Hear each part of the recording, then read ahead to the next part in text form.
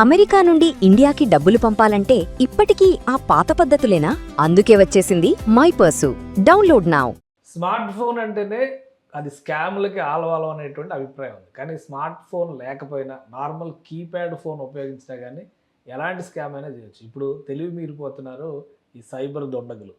తెలుసుకోండి అసలు ఏ విధంగా జరుగుతుంది ఈ స్కాము. మీ యూపీఐ నంబర్ని మీ ఫోన్పే, గూగుల్ పే లేకపోయినా వాడేటువంటి ఎత్తుగడలు వస్తున్నాయి. దీనిపైన అవేర్నెస్ క్రియేట్ చేయడం కోసమే ఈ వీడియో. మనతో పాటు సైబర్ ఎక్స్పర్ట్ విశ్వనాథ్ గారు ఉన్నారు. విశ్వనాథ్ గారు నమస్తే.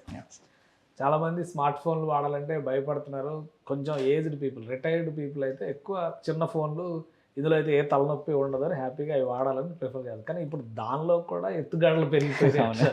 సో ఏం జరుగుతుంది యూపీఐ స్కామ్స్కి సంబంధించి కానీ కీప్యాడ్ ఫోన్లను ఉపయోగించి స్కామ్లు చేయడం గురించి? ఓకే, ఫస్ట్ మనకి ఎప్పుడైతే స్మార్ట్ ఫోన్స్ వచ్చాయో, ఎప్పుడైతే మన పేమెంట్స్ డిజిటలైజ్ అయ్యాయో చాలా మటుకి మోసాలు ఎక్కువ జరిగాయి యూపీఐ స్కామ్స్ కానీ. సో దాని గురించి కొంచెం అవేర్నెస్ ఇచ్చాము అందరికీ. ఏంటంటే యూపీఐ పిన్ నెంబర్స్ కానీ లేదంటే స్కాన్ చేయొద్దు, ఓన్లీ నెంబరు మీకు తెలిసిన నెంబర్కే కొట్టాలి, ఎవరు పంపిస్తే వాళ్ళకి డబ్బులు పంపేవి. కొంతవరకు అవేర్నెస్ వచ్చింది, ఓకే గుడ్.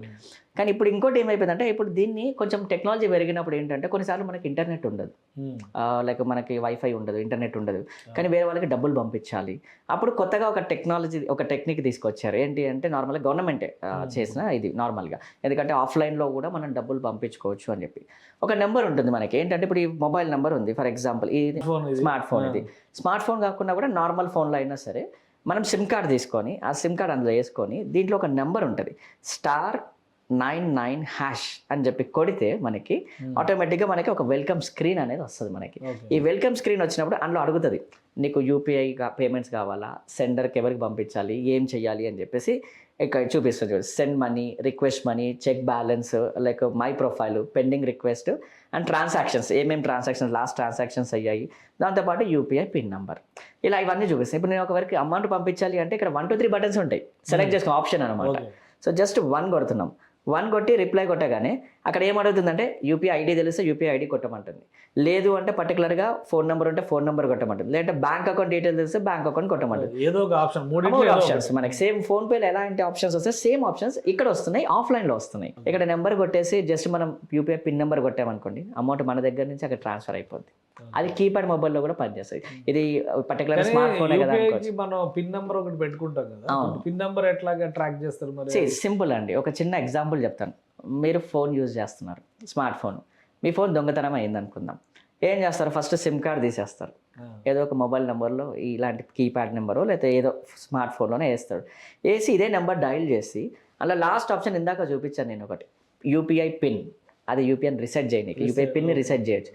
సెల్ ఫోన్ నీ దగ్గర, నెంబర్ నీ దగ్గరే ఉంది, ఓకే రీసెట్ అయిపోతుంది, రీసెట్ అయిన నంబర్ వస్తుంది, కొత్త రీసెట్ వస్తుంది. అవతల అసలు ఓనర్తో సంబంధం లేకుండా దీన్ని వాడేస్తే పేమెంట్ అంతే. ఇప్పుడు మీ ఐడెంటిటీ మీ సిమ్ కార్డ్ ఇక్కడ, సో ఓటీపీ వచ్చేస్తుంది, పిన్ రీసెట్ చేసుకుంటాడు, ఆ కొత్త పిన్ తోని డైరెక్ట్ ట్రాన్స్ఫర్ చేసేసుకుంటాడు. బ్యాంకులు కూడా ఓన్లీ ఫోన్ నెంబర్ బట్టి ఆపరేట్ చేస్తాయి కాబట్టి అక్కడ కంట్రోల్ చేయడానికి అంతే. ఇప్పుడు ఓటీపీస్ అయినా ఫోన్ నెంబర్కే వస్తుంది, లింక్స్ అయినా దీనికే వస్తున్నాయి, ఏదైనా దీనికి. ఇప్పుడు వాట్సాప్లో కావాలి, వాట్సాప్ రిజిస్టర్ చేసుకోవచ్చు, ఇక్కడ నా దగ్గర నెంబర్ ఉంది కదా టెలికాస్ట్.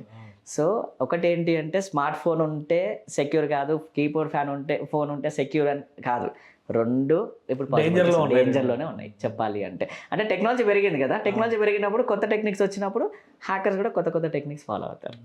మరి దీన్ని బయటపడట్లేదు కదా, రిటైర్డ్ పీపుల్ చాలా మంది ఈ ఫోన్లే నమ్ముకుంటారు, ఎక్కువ టెన్షన్ ఉండదు ఎందుకు వచ్చింది, ఎలా దీన్ని ఓవర్కమ్ చేయాలి? ఒకటి ఏంటంటే ఇప్పుడు మన దగ్గర ఉన్నంత వరకు, మన ఫోన్ మన దగ్గర ఉన్నంత వరకు ప్రాబ్లం లేదు. కానీ ఇప్పుడు మన ఫోన్ పోయింది, చాలా మంది చేసే మిస్టేక్ ఇక్కడ ఒకటి ఉంటుందండి. ఏంటంటే మీ ఫోన్ పోయింది అనుకోండి, పోలీస్ స్టేషన్కి వెళ్ళి కంప్లైంట్ ఇయ్యరు, అది రాదులే ఎందుకు పోయి దాని చుట్టూ తిరగడం ఎందుకు, టైం వేస్ట్ ఎందుకు అన్నట్టు ఒక మైండ్ సెట్ ఉంది. కానీ ఒకటి ఏంటి అంటే ఇక్కడ మనం కంప్లైంట్ ఇస్తే ఎఫ్ఐఆర్ కాపీ మనకు వస్తుంది, అది వస్తుందా రాదా అనేది తర్వాత విషయం ఎట్ ఎనీ కాస్ట్. కానీ వెంటనే ఈ ఎఫ్ఐఆర్ కాపీ తీసుకెళ్ళి మళ్ళీ మనం సిమ్ వారికి వెళ్ళి అక్కడ నెంబర్ బ్లాక్ చేయించుకొని కొత్త నెంబర్ తీసుకుంటాం, వెంటనే ఇది డియాక్టివేట్ అయిపోద్ది, అప్పుడు ఆ సిమ్ ఇక్కడ పనిచేయదు. So this is the first option. అంటే మనం ముందు సిమ్ని డియాక్టివేట్ చేయాలి, దాంతోపాటు బ్యాంక్ అకౌంట్కి సంబంధించి ఏవైతే యూపీఐస్ ఉంటాయో దాన్ని డిసేబుల్ చేసేసేయాలి.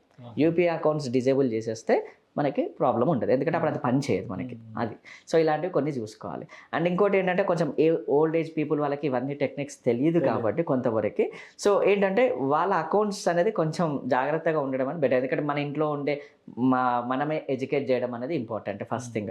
వాళ్ళకి అర్థం కాదు కదా అని చెప్పినా కూడా, సో ఎడ్యుకేట్ చేయడం అనేది ఇంపార్టెంట్. ఇన్స్టెంట్ గా ఫస్ట్ ఆప్షన్ అయితే ఫోన్ బ్లాక్ చేయడం అనేది, number block, phone block, number block చేస్తే SMS ఏది పనిచేయదు, అది మెయిన్. అంటే యూపీఐకి నెక్స్ట్ లెవెల్ చేసుకోవడానికి అన్ని అప్గ్రేడ్ చేసుకోవడం మళ్ళీ నెక్స్ట్ దీనిలో. అప్పటివరకు అయితే అన్ని క్లోజ్ చేసుకొని పెట్టుకోవాలి, ఇంకా తప్పదు. ఒక 1 day ఆపేస్తే ప్రాబ్లం ఉండదు. సాధారణంగా ఒక ఫోన్ నంబర్ ని వాళ్ళు తీసుకుపోయారు అనుకోండి, ఎంతసేపట్లో ఈ ఆపరేషన్స్ చేసే అవకాశం ఉంటుంది? With in fraction of minutes అండి, అంతే కదా. జస్ట్ సిమ్ కార్డ్ వేయడం, నెంబర్ కొట్టడం, అంతే. మనం కూడా యాక్టివేట్ అవ్వాలి. ఇప్పుడు ఫస్ట్ థింగ్ ఏంటంటే, మనం ఫోన్ పోయింది అనగానే మీకు ఒక టైం ఉంటుంది. ఇప్పుడు వెంటనే విత్ ఇన్ ఫ్రాక్షన్ ఆఫ్ అంటే ఒక 10 to 15 minutes లేదంటే ఒక ½ an hour లోపు వేరే సిమ్ వేయాలి. సిమ్ తీసి ఇంకో దాంట్లో సిమ్ వేసి సెట్ చేయాలంటే ఒక ½ an hour మినిమం పడుతుంది. ఆ లోపు మీరు కాల్ చేసి నెంబర్ బ్లాక్ చేయించుకోవాలి. ఎందుకంటే జస్ట్ డైల్ చేస్తే, టెలికాం సపోర్ట్కి డైల్ చేస్తే వాళ్ళు నెంబర్ బ్లాక్ చేసేస్తారు ఎట్ ఎనీ కాస్ట్.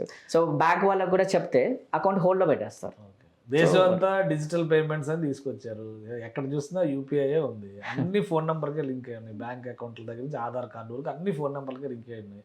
ఇప్పుడు ఒక ఫోన్ నెంబర్ పట్టుకుంటే చాలు, ఎవరి దగ్గర నుంచి ఏదైనా కానీ కొట్టేయచ్చు. మ్యాక్సిమం అంతే అండి, పక్క.